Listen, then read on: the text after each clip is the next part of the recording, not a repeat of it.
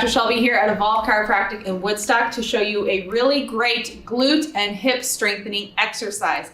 These are called monster walks. You might also know them as box walks. So with these, what you're going to need is some sort of a resistance band. You can find them on Amazon if you have them at your gym. You can also look towards like booty bands. I know are really popular nowadays too, but some sort of a resistance that you're going to be able to utilize. So for this exercise, we're really focusing on our outer and upper glute strengthening area there that wraps into our hip.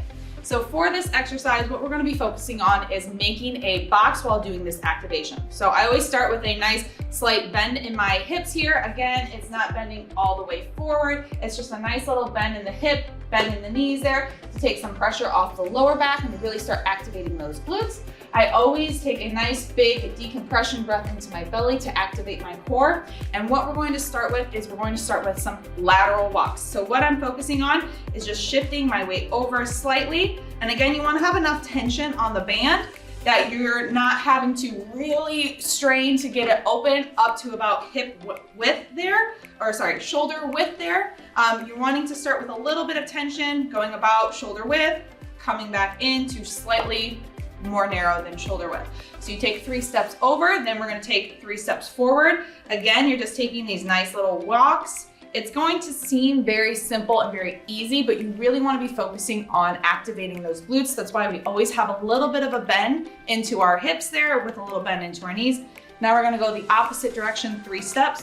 So again, slightly shoulder width or slightly wider than shoulder width, coming back to shoulder width or slightly less than shoulder width. And then we're going to go backwards 3 steps.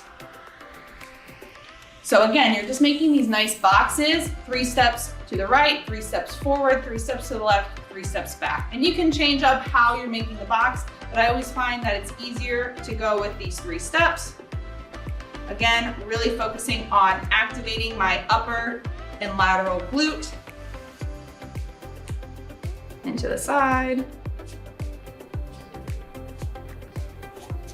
And then back. You always want to maintain that little bit of tension in the band, not to make it too easy. You can always up your band strength. I always suggest before going up in strength, you can always bring it down towards your feet. Over your knees is going to be easiest. Under the knees is going to be a little bit harder. Down towards your feet is going to be the hardest. Again, what you're still doing is you're still bending forward, bending the knees, creating that little bit of tension here. And then forward. To the side.